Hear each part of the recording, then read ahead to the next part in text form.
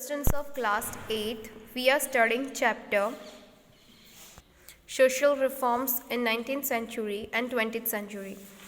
Chapter number 9 में हमने first part इसका क्लियर कर लिया था. लेट्स फाइंड आउट से आज हम शुरू करने वाले हैं. So pay attention on your book. During the 19th century, when the schools were set up for girls for the first time, most people felt that the curriculum for girls should not be as difficult as that for boys. जब 19th century में लड़कियों को setup किया गया कि first time लड़कियां भी girls पे स्कूल जाएंगी, तो लोग ऐसे सोचते थे कि गर्ल्स के लिए बॉयज़ से इजी वाला सिलेबस होना चाहिए. They advocated teaching of subjects like hygienic, moral education and needle craft for to the girls. ये लोग सोचते थे कि जो हाइजीनिक से रिलेटेड हो गया, निडल क्राफ्ट यानी घर के जो छोटे मोटे सिलाई बुनाई के कार्य काम हैं, ये सब कारीगरी इसको सेकेंड लड़कियों को सिखाया जाए. Later, girls' school named the Hindu Mahila Vidyalaya was established that provides girls the same education as was imparted to boys at the time. उस टाइम पे जो फर्स्ट स्कूल खुली थी जिसने ये सब भेदभाव को हटाया था वो थी हिंदू महिला विद्यालय. इन्होंने क्या किया था, सारे जो डिफरेंसेस को हटा. Next to come our question answers. How do you think people would have reacted to the openings of a school? आपको क्या लगता है कि जो ये स्कूल खुली होगी इस पर लोगों का क्या रिएक्शन रहा होगा? According to you, what could be the possible reason for keeping the difficulty level for the curriculum for girls lower than that of boys? आपके हिसाब से ऐसा क्यों किया गया कि गर्ल्स को कम टफ मिलना चाहिए बॉयज़ के कंपैरिजन में? How do you think set up educational institute like the Hindu Mahila Vidyalaya would help the girls students of India? क्या आपको लगता है कि ऐसे विद्यालय जहाँ पे गर्ल्स को बढ़ावा दिया जाता है वो इंडिया की तरक्की में हेल्प कर सकता है? So let's no more about this. ये अपन ने जाना कि वहाँ पर कैसे क्या होता था. अब इसके बारे में और डीप में जानते हैं कि स्कूल्स कैसे होती थी गर्ल्स के लिए. सर्वल रिफॉर्मर्स ने इसके लिए भी आवाज़ उठाई थी 19th सेंचुरी के अराउंड मिड 19th सेंचुरी में. जो एक विद्यासागर एक कलकत्ता में गर्ल्स स्कूल खोली गई थी. फर्स्ट गर्ल्स स्कूल है ये, ठीक है, विद्यासागर में जो कलकत्ता में ये, और फिर इसके बाद बॉम्बे में भी खोली गई. धीरे धीरे करके ये बढ़ती गई. However the conservative sections of society did not welcome the opening of school for school girls. लेकिन हमारी कंजर्वेटिव सोसाइटी जो घिरी हुई सोच उनकी होती, तो वो गर्ल्स के लिए वो इसको इतना ज़्यादा बढ़ावा नहीं देती थी. They felt that the school-going girls would refuse to do household work. उनका यही डिफेंस में क्वेश्चन रहता था कि जो लड़कियां काम नहीं करेंगी, अगर उनको बाहर की चीज़ें हम सिखाएंगे, लड़कियों को पढ़ाएंगे लिखाएंगे, तो वो घर के काम करने के लिए फिर नहीं झुकेगी. How many worried that traveling to schools to public places would have a bad influence on girls.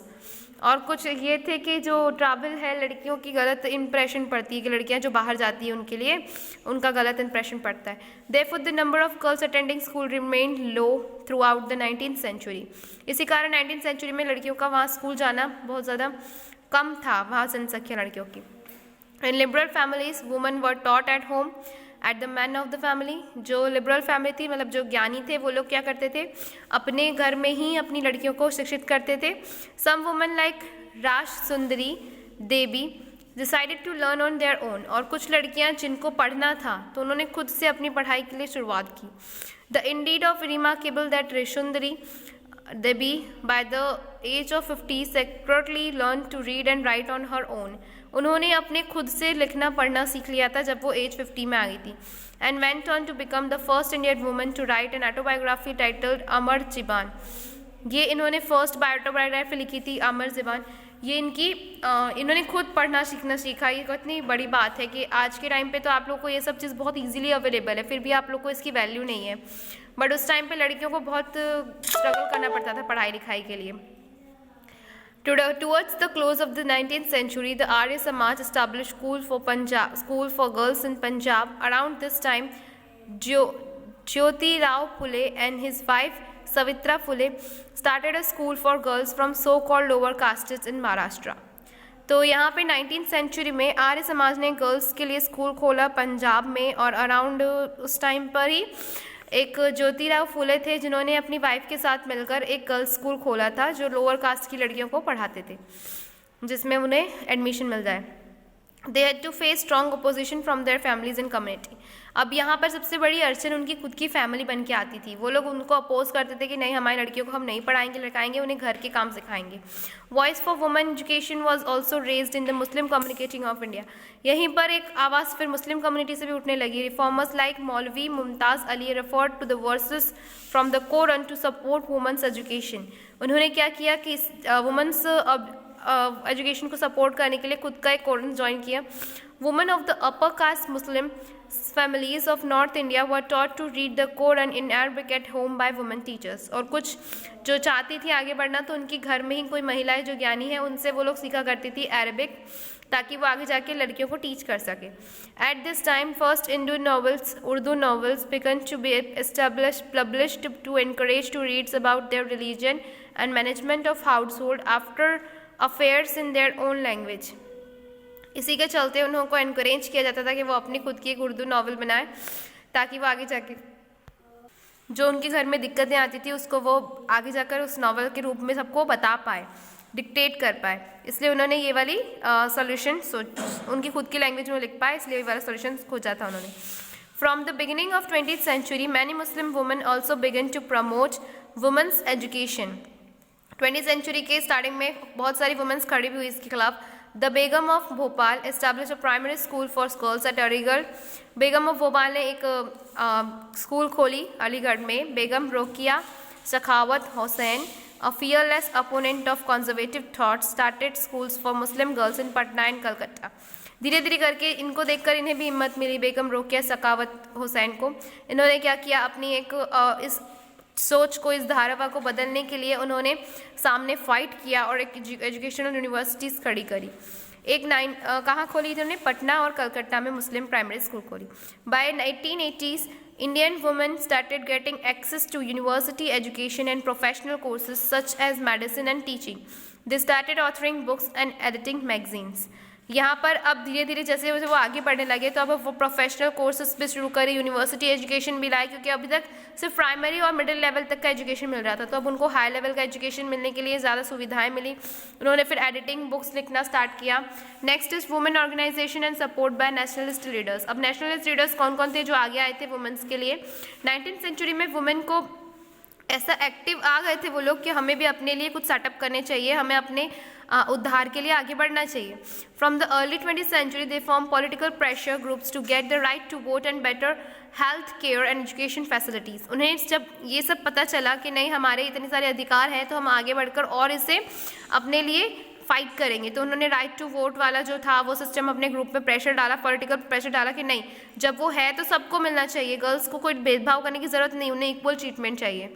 They started participating in nationalist and socialist movements and succeeded in obtaining support from prominent national leaders such as Jawaharlal Nehru and Subhash Chandra Bose to back their demands for greater equality and freedom। यहाँ पर दो जो नेता खड़े आए थे उनके नाम यहाँ पर आपको दे दिया। इन्होंने बहुत ज़्यादा मूवमेंट्स किए सोशलिस्ट, इन्होंने हर चीज़ में जहाँ लड़कियों ने अपने लिए खुद स्टैंड लिया वहाँ पर ये लोग उनके साथ खड़े थे। Yet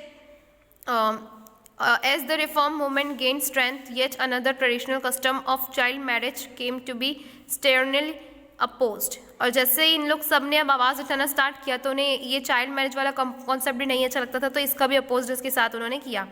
Child was married often at a tender age, often to strengthen political, business और family ties। यहाँ पर क्या होता था कि बच्चों को किसी भी मतलब प्रॉफिट मिल रहा है, फैमिली में मिल रहा है, भले ही वो कोई बहुत बड़ा राज सिंहासन वाला होगा या फिर कोई अच्छे बड़े घर का लड़का है, तो फिर वो क्या करते थे फैमिली में चाइल्ड मैरिज कर डालते थे, क्योंकि उनकी डील्स बढ़ जाएगी। जैसे ये एरिया का कोई है और दूसरे एरिया का है, तो अगर दोनों एरिया में शादी हो जाएगी तो बोलेंगे वो हमारा पूरा अंडर हो जाएगा, हमारे पूरी पावरफुल हो जाएंगे।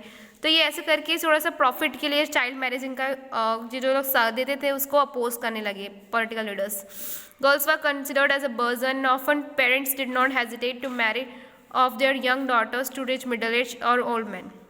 गर्ल्स उस टाइम पे उन लोग के लिए बर्डन हुआ करती थी, इसलिए अक्सर पेरेंट्स क्या करते थे, कोई भी हेजिटेट नहीं करता था 50-25 साल के किसी भी एजेड लड़के से उनकी शादी करा दी जाती थी, छोटी छोटी लड़कियों की, क्योंकि इनसे क्या है उनको फ़ायदा होता था। Such marriages adversely affected health and education of girls, और ये बहुत ज़्यादा पूरी तरीके से लड़कियों की हेल्थ और मेंटलिटी पर असर करता था, साथ ही साथ उनके एजुकेशन सिस्टम पर भी करता था। sample of agony of Hemabati Sen as a child bride. The groom was a deputy magistrate of Jessore and his brother was the police inspector of Khulna. एक सैम्पल आपको यहाँ पे मिला है हेमावती सेन का, जो चाइल्ड में ही जो उनकी हो गई थी शादी. उनके जो पति थे वो डेप्यूटी मजिस्ट्रेट थे और उनके भाई जो थे वो इंस्पेक्टर थे खुलना के. The prospective bridegroom was 45 years old, और यहाँ पर वो लड़का 45 ईयर्स का था. ही हैड लॉस्ट 2 वाइफ्स, उसकी 2 वाइफ्स उसने खो चुका था. And was now planning a third marriage, और वो तीसरी मैरिज के लिए देख रहा था. This was the groom everyone proved of. I was in 9 years and 6 month at the time. और उस टाइम ये 9 ईयर्स और 6 मंथ की थी. आप सोचो वो कितनी छोटी रही होगी. ये 1876 की बात है जब Hemvati became a child widow, और वो उस एज में एक विधवा बन गई. Describing her widowhood, she wrote that she at the age of 10 had to pay the price for the marriage to an old man.